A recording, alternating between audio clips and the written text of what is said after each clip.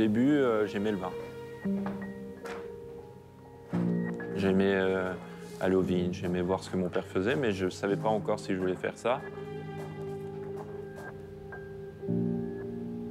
Mon père m'a laissé vraiment le choix de faire ce que je voulais.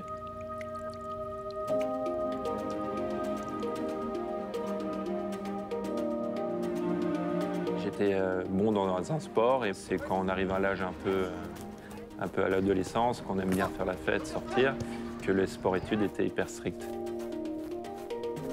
Et je ne suis pas très sérieux là-dessus. Et j'aimais bien boire du vin.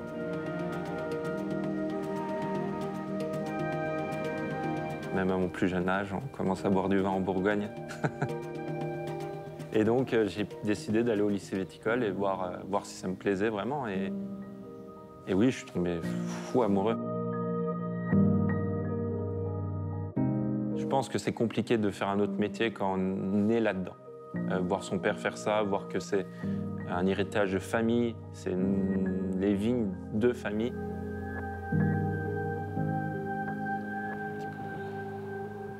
Le domaine Yvon Clerget, on est la plus vieille famille de Bourgogne. On est remonté jusqu'en 1268. Et moi, je suis la 28e génération du domaine, donc un peu de pression sur les épaules.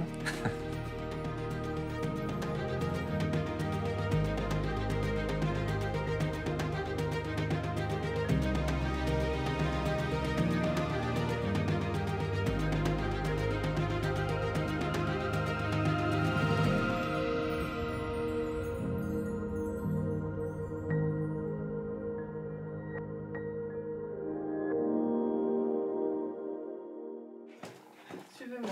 Attention à la tête.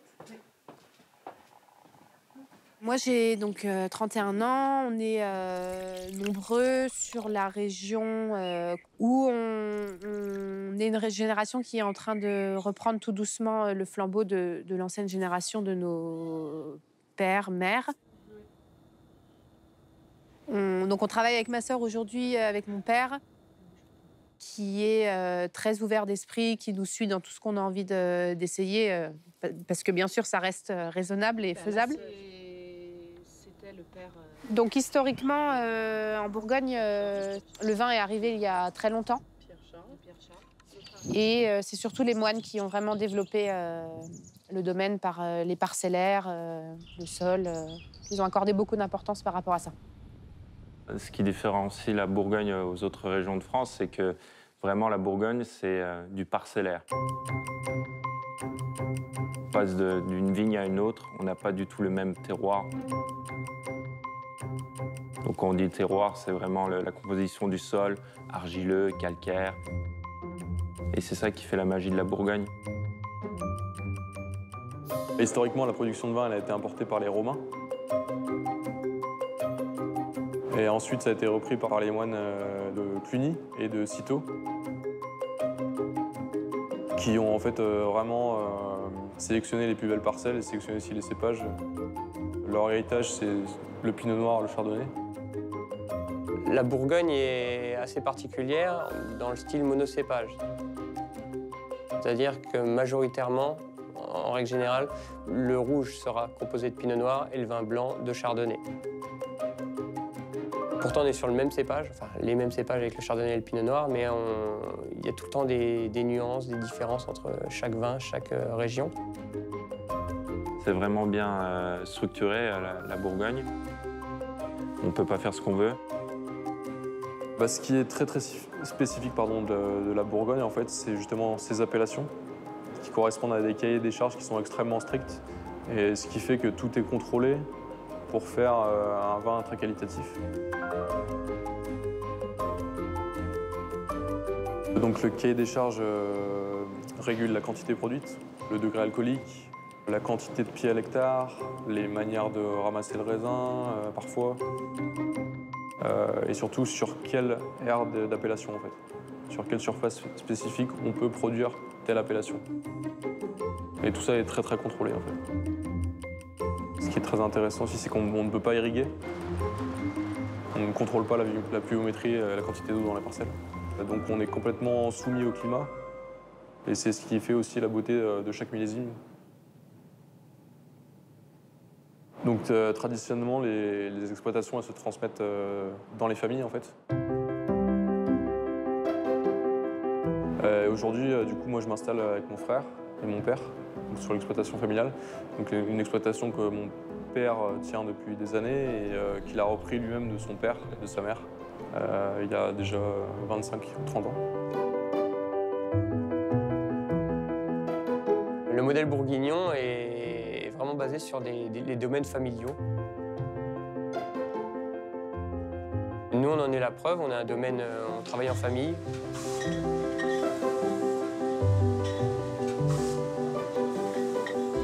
Avec mon frère, on est la 3e génération sur le domaine.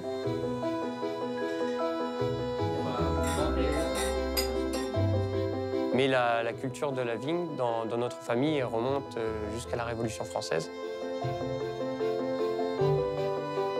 Mon petit frère a toujours voulu travailler dans les vignes. Faire comme papa, conduire le tracteur. Ouais, c'était un petit peu différent.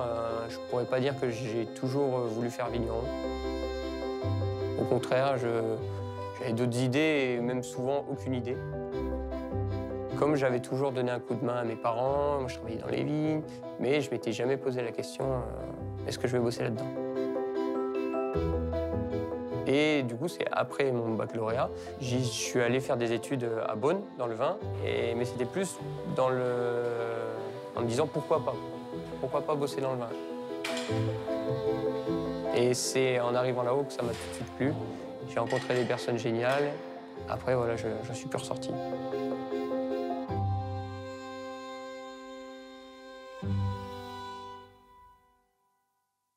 La Bourgogne se divise en plusieurs sous-régions.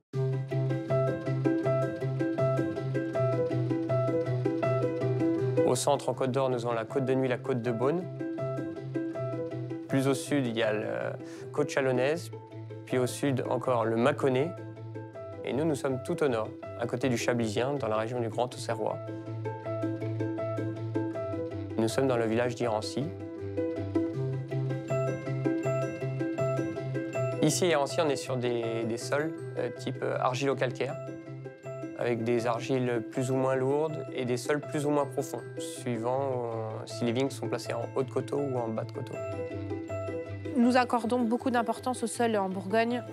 On parle de sol, mais aussi ce qui se passe en dessous de ce qu'on voit, de ce qu'on appelle le sous-sol. Par exemple, sur mon Meursault-les-Chevalières, notre chardonnay, c'est une terre qui est très calcaire. Il y a peut-être 90% de cailloux, de roches. Et ce terroir va apporter de la fraîcheur, de la tension dans les vins. Et par exemple, sur Pommard, sur mes pommarugiens, c'est une terre qui est assez ferreuse, rouge, qui va donner des vins plus durs, plus tanniques, mais avec une belle longueur. Donc ici, à Nantou, on est dans un secteur où on fait des appellations régionales. Donc Bourgogne Chardonnay, Bourgogne Pinot Noir, blanc, rouge. Et après, donc, on a des appellations villages, comme Pommard, Meursault, Gevrey-Chambertin, Puligny-Montrachet. Et après, donc, on a des appellations premier cru, comme Gevrey-Chambertin, premier cru, Pommard, premier cru, Volnay, premier cru, par exemple. Des appellations qui vous parlent, j'imagine. Et après, donc, on arrive sur des grands crus, où là, on est très intimiste, où on n'a pas beaucoup de production ici en Bourgogne.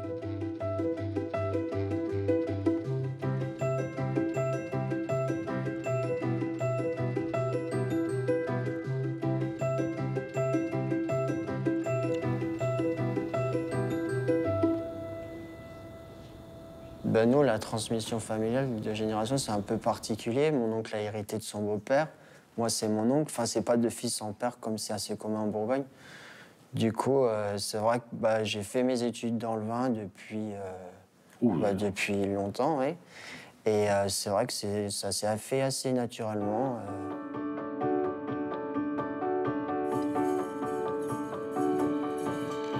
On fait à peu près 80% de pinot noir et 20% de chardonnay. Il y a ici les chardonnays en blanc, donc on a du village en blanc et du premier cru. Et on a du rouge, pareil, le pinot, on a du village et 3 premiers crus en rouge. C'est ce qui fait la force du domaine aussi, d'avoir des premiers crus.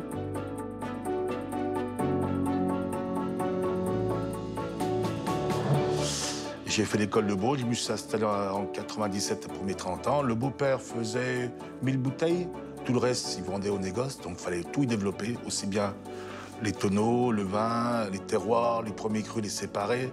Donc j'ai eu un gros boulot pendant une quinzaine d'années.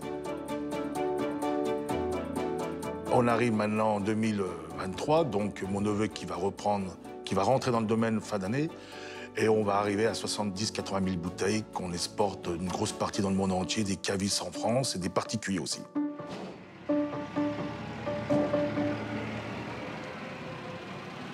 Donc là, on goûte un Velay blanc premier cru 2021. Ah, Velay, c'est mon vin préféré. Donc les Velay, c'est une parcelle qui a été plantée en 1941. C'est notre plus vieille vigne. Bon, on va dire pendant la guerre ou après la guerre. Ouais. On l'assemble aussi avec une jeune vigne qu'on a eue il y a quelques années.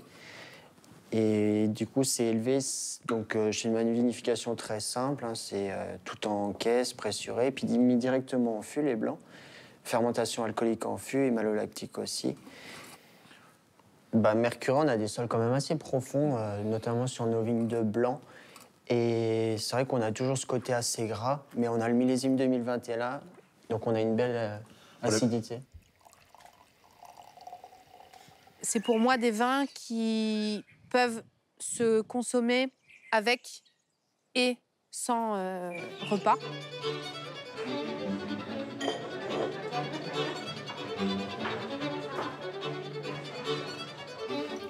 Merci. Une bonne bouteille d'Ironcy, on peut se permettre d'accompagner tout ce qui va passer dans l'assiette du début à la fin du repas. En Bourgogne, on est dans un pays où on retrouve les escargots de Bourgogne qui vont très bien avec un verre de chardonnay, par exemple. Vous avez le bœuf bourguignon. Donc ça, c'est du bœuf cuit dans une sauce au vin rouge. Vous avez les gougères, donc ça, c'est une spécialité plutôt apéritive. C'est une pâte à choux avec du fromage, enfin du comté.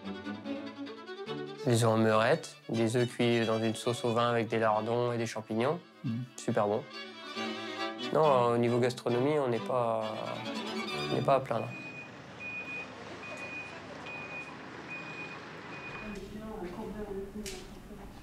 On reprend dans un moment qui est facile et compliqué. Facile dans le sens où on a une notoriété aujourd'hui qui est très importante. Et compliqué dans toujours ce même problème de climat.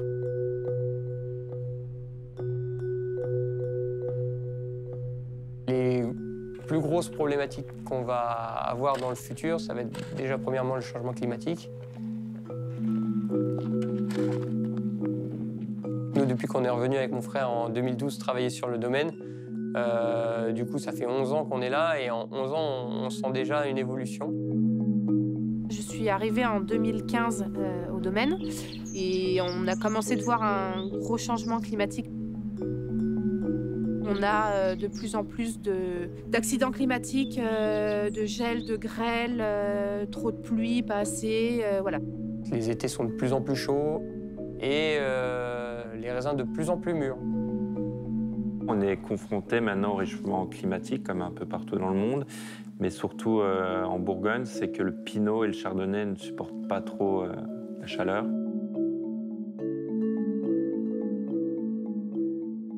Ça se voit aussi dans la date de début des vendanges. On commence vraiment de plus en plus tôt. Mon grand-père, lui, avait pour habitude de commencer les vendanges fin septembre, début octobre. Mon père, lui, c'était plutôt mi-septembre. Et maintenant, nous, on est régulièrement en vendange fin août. Ça fait des vins un peu plus, tout de suite, plus masculins, plus chauds. On perd l'éclat du pinot noir et la fraîcheur du chardonnay. 2020, c'était la 3e année de sécheresse qu'on a connue. On a eu 2018, puis 2019, puis 2020. 3 années vraiment très chaudes et où il pleuvait très peu. Et du coup, la vigne a très souffert et les feuilles étaient grillées, les raisins étaient grillés.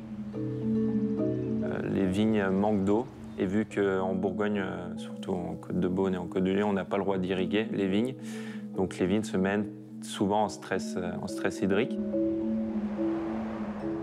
Mais avec les technologies qu'on a maintenant et le suivi, on arrive à garder quand même des beaux vins, heureusement.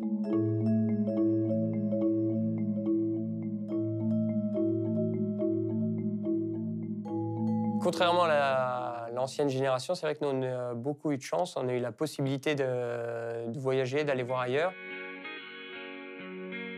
Personnellement, moi, j'ai travaillé un petit peu en Champagne et j'ai eu la chance de partir en Nouvelle-Zélande où j'ai travaillé dans un domaine. Et mon frère, lui, a travaillé dans le sud de la France, à Miramas, et il est parti aussi en Afrique du Sud.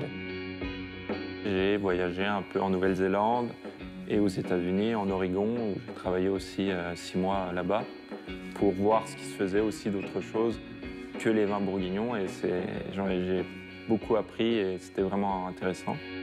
Et du coup, ça nous a apporté une nouvelle vision, une vision un petit peu plus internationale. On est revenu avec mon frère, on a essayé d'apporter de la modernité tout en gardant quand même quelque chose de typique, de l'authenticité. Il y a un changement sur beaucoup de choses. On réutilise ce qui existait déjà auparavant, mais avec les nouveaux matériaux d'aujourd'hui, les nouvelles façons de faire, des choses qui sont un peu plus abouties avec forcément plus de recherche derrière. On a la chance d'avoir la nouvelle technologie, des vignes, des mécanisations des tracteurs qui sont plus adaptées, qui respectent mieux les sols. En vinification, on a des cuves qui sont thermorégulées, qui nous disent la température. Mais après, on reste vraiment, moi je reste vraiment sur les méthodes un peu ancestrales, qui sont vraiment simples. Hein.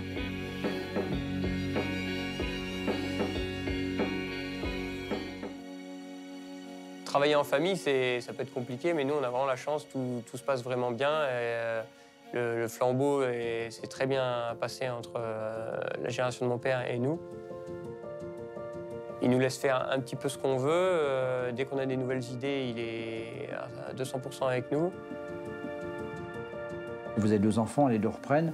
Et puis des enfants qui sont travailleurs, qui ont des idées nouvelles, qui ont aussi une préoccupation de l'environnement qu'on n'avait pas à notre époque. Après, quoi demander de plus hein, Voilà, non, c'est parfait.